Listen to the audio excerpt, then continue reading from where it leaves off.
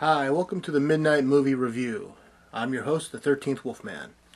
As a lot of you know, I just picked up the Hammer horror series. And I picked it up mainly for, well, not just one movie, but one movie is one that I really was looking forward to seeing again since my youth, and that's Curse of the Werewolf. I did watch Curse of the Werewolf just the other day, and this is my review on it.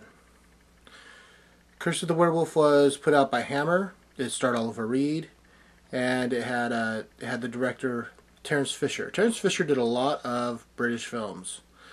I think he even did a Bond film. I might be wrong about that, but I know he did a lot of Hammer. So it takes place in, I would say if I had to guess, I'd say the 1800s. I don't really give you a timeline of what year it is. So wasn't quite sure. But at the beginning of the film, we meet this beggar that walks into this little town in Spain.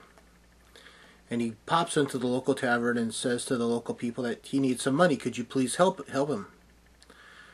They explain to him that the Marquess has used all the money that they have for himself and his wedding.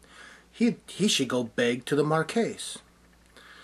Well, taking bad advice, and that's exactly what it was, he went up and he begged to the Marquess. The Marquess gave him 10 pesetes for his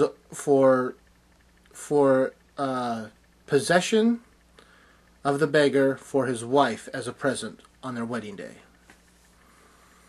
And then they treated him like a stooge, had him dance and had him drink wine and do all these goofy things, and the wife wasn't digging it. She realized that her husband was a total dirtbag, but she couldn't really do anything about it because, well, they're married now and he is, the Marquess. So they throw the guy, after the party's over, they throw the guy in the dungeon and they forget about him. Well, they forget about him, but there's a jailer that comes by, feeds him, and the jailer has a young daughter that can't speak, and she gets to know the beggar. And when the jailer dies, the young daughter takes over as basically the jailer for the beggar. Many, many years go by. He goes from being a man in his 30s to man in his 50s, I would say.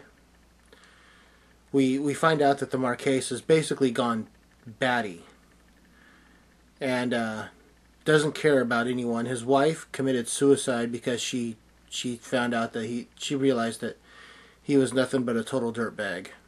So she felt that she would make it easy on herself and just flee at a young age. Somewhere along the line, the young lady bites the Marquess, and they try to find her and throw her into the stockade. When they do throw her into the stockade or the dungeon, call it what you want, she gets thrown in with the beggar. The beggar basically rapes her. Yeah. She finds a way to escape, and when she does, she's found half dead, laying in a lake or a pond by a traveling man. Traveling man takes him back to his place.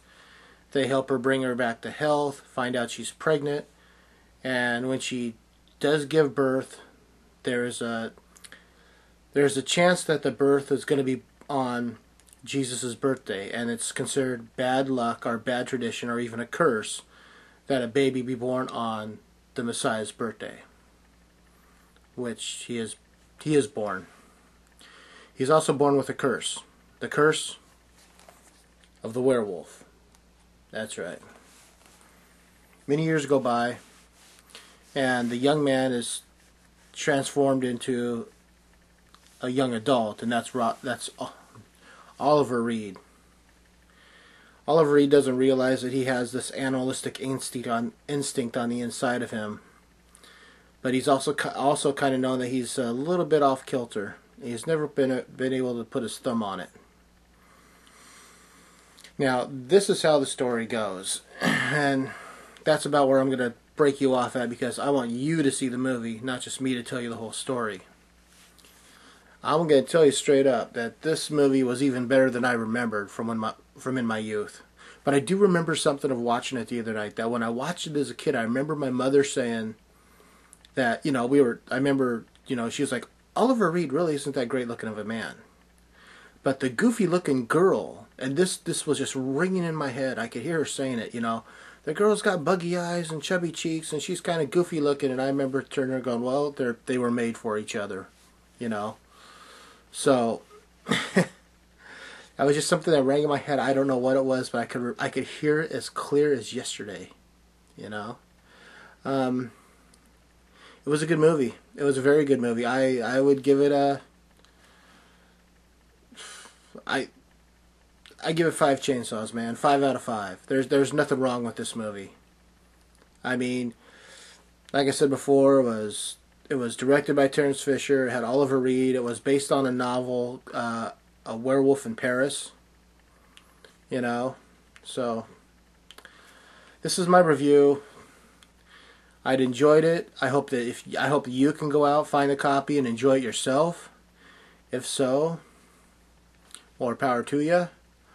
I will have another midnight movie review coming up on another movie from this series. Until then, this is the 13th Wolfman, and I'm on the prowl.